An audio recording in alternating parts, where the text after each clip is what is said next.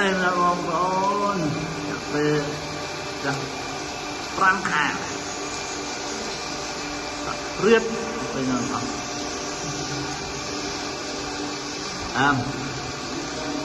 em phúc phải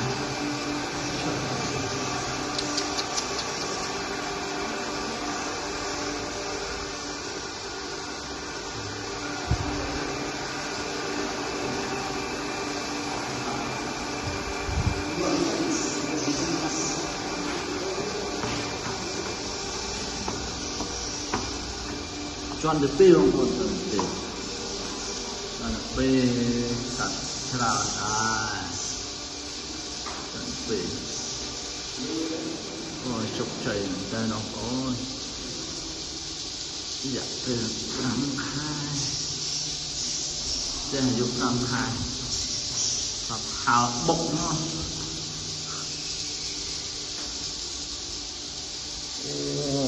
đấy mà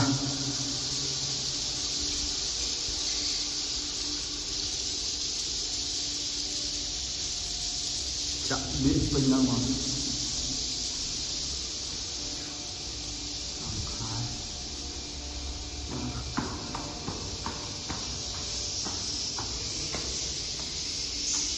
để cho nó bay vào sẵn khăn mà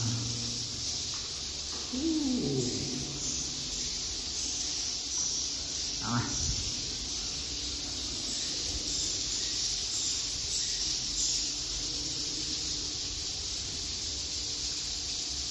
Wow.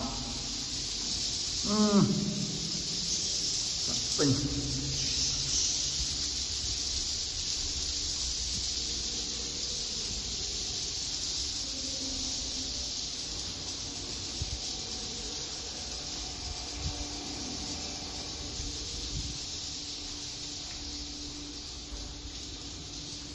Lòng khai sẽ ai bây giờ nó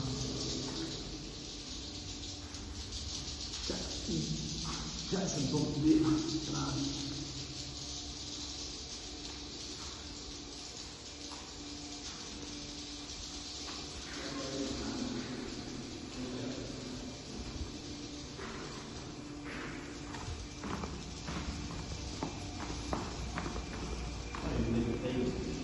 thầy của choan mà thế này lỏ thằng bay choan